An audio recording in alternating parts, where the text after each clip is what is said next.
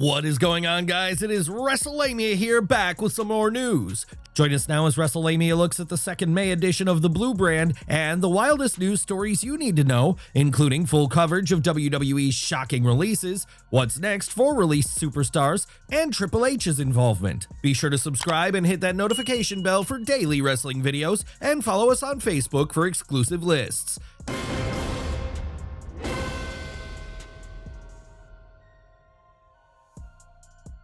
As always, we won't recap the matches, but look at the good, the bad, and the downright ugly. The good: Orton roasts Cena. The WWE Universe has seen some great talkers through the years, but only recently have fans come to appreciate Randy Orton's microphone skills. The Viper has never been better as he's incorporated his legacy, no pun intended, into promos to make them realistic. A prime example was tonight's attack on John Cena, where Orton brought up his long history with John Cena and claimed he's always known Cena was a fraud, strengthening his position as the hero and playing off Cena's current character as a heel, tired of the fans riding his fame. Fraxium looking good and booked well. Fraxium is off to a great start on SmackDown following their main roster call-up, and while it's too early to tell what WWE's long-term plans are for them, they've been booked strongly with consecutive wins.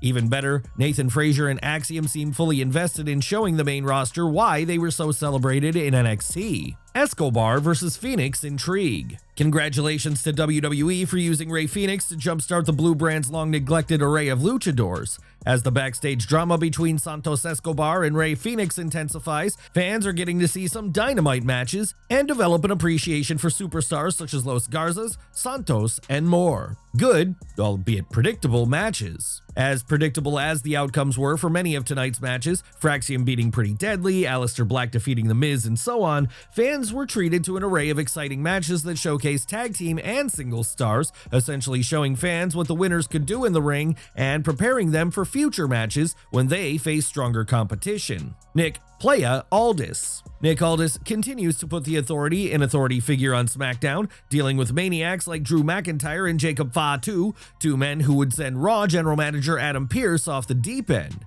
Nick's dry humor is like the proverbial velvet glove that covers an iron fist as he deals with the Blue brand's various troublemakers and high-maintenance talent, all while having some fun, as he showed tonight when he channeled his inner Teddy Long and booked a tag team match while incorporating Playa into his promo. The only thing missing is Aldis booking someone into a match one-on-one with The Undertaker. The bad: get Hayes away from Miz. WWE needs to get Carmelo Hayes away from The Miz as soon as possible, at least if it's serious about pushing Hayes as anything but a high-talent curtain jerker. While The Miz will always shine in his current role, a utility player who is magic on the mic and capable of carrying anyone, he doesn't have the rub to elevate Carmelo Hayes. Granted, Hayes' booking has been trash ever since his main roster call-up, but it's only going to continue as long as he's saddled with The Miz. Pathetically predictable booking. Surprise, surprise, Solo Sikoa interfered in tonight's LA Knight vs. Damian Priest match. WWE's booking of Solo reflects SmackDown's growing habit of predictable finishes and its refusal to move on from stale storylines, such as Nia Jax targeting Tiffany Stratton when their program should have ended months ago. WWE clearly has no idea what to do with Solo other than have him run in during matches and eat pinfalls when he's in tag matches with Jacob Fatu. Even worse, Solo no longer has the aura of danger he had during his first year in WWE, and he looks like a stagehand standing next to Jacob Fatu. Tone-deaf promo. Some incredibly tone-deaf comments tonight during some otherwise good promos. As laser-guided as Randy Orton's attacks on John Cena were, his comments that Cena has raised the prices of his merchandise to gouge Cena's fans hit close to home given WWE's ever-rising ticket prices. Add in The Miz's boast of being one of the longest-tenured WWE superstars the day when WWE cut many talents, and you wonder if WWE is that tone-deaf or just cold-blooded. The downright ugly. Nothing ugly, but a weak show that was on cruise control from start to finish. WWE's talent pool is so strong that fans will always find something to enjoy, but SmackDown needs to do more if it wants to keep fans tuned in every week. News: WWE releases slew of superstars. Topping today's news is the release of several WWE superstars from the main roster and NXT, including major names and rising stars such as Braun Strowman, Dakota Kai, Shayna Baszler, and Cora Jade. Here's a complete list of the released talent as reported by Fightful Select. Braun Strowman. Braun Strowman's release isn't as surprising as it may seem. Despite Strowman being booked as the monster among monsters, WWE used him to help get over new talents ever since his 2022 return. Factor in extended injury-related absences and a definite loss of bulk since his days in the Wyatt family, and Strowman no longer stands out as WWE's resident badass. Dakota Kai. While Dakota Kai jumped into the main roster spotlight due to her involvement with Bayley and Io Sky in Damage Control, including multiple runs as WWE Women's Tag Team Champion, Kai has been plagued by one injury after another, dating back to her time in NXT, which is likely the reason for Dakota's departure, despite her outstanding abilities and popularity with fans. Shayna Baszler. Shayna Baszler is a reminder of another NXT megastar whose main roster run proved disappointing. WWE initially gave the Queen of Spades a monster push when she jumped to the main roster, but that ended after she unsuccessfully challenged Becky Lynch for the Raw Women's Championship at WrestleMania 36. Baszler never got her groove back and was largely relegated to the tag division. Cora Jade. NXT talent Cora Jade's exit is baffling as WWE seemed ready to push her on the main roster.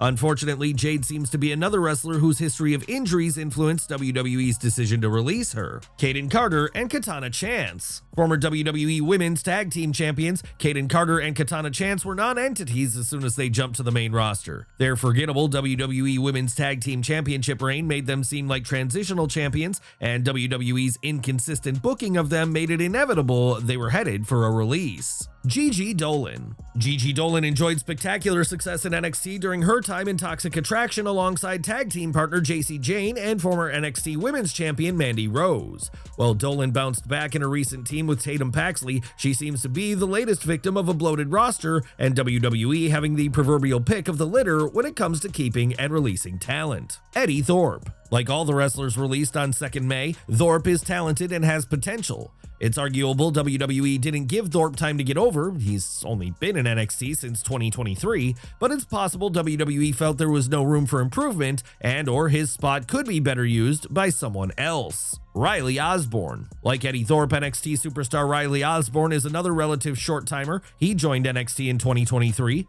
It's difficult to put a finger on why he was cut. Gallus. Scottish superstars Wolfgang, Joe Coffey, and Mark Coffey enjoyed success in NXT UK and NXT, and even lent their collective experience to The Rock, helping the final boss prepare for WrestleMania 40. Jakara Jackson. At one point, Jakara Jackson's team with Lash Legend seemed headed to the main roster, especially after some well-received matches against Jade Cargill and Bianca Belair, but Jackson's recent split from Lash suggests WWE chose to move in a different direction. Oro Mensah. Mensah's work in Meta 4 alongside Lash Legend, Jakara Jackson, and Noam Dar led to a push, but the writing was on the wall when the group broke up on the 29th April NXT. Javier Bernal. Bernal moved to Evolve after returning from a foot injury, which may have other NXT talent sent to Evolve wondering whether it's a demotion or a fast track to being released. While factors such as chronic injuries, long runs with no success, or creative bankruptcy played a role in one or more of these departures, the bottom line is that WWE has a wealth of talent it can cherry pick, whether it's slotting them into NXT or calling them up to the main roster.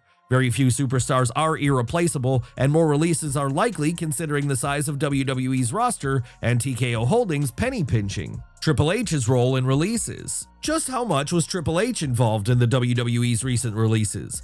The game brought back many released WWE superstars when he assumed the role of Chief Content Officer, and according to Fightful Select's Sean Ross Sapp, the Cerebral Assassin was just as involved in the releases. Sapp commented on this during his post-SmackDown stream. From what I was told, if Hunter wants somebody to be there, they're going to be there. Gonna be there. Let me be clear about that. If he wanted them there, they would be there. They would absolutely be there.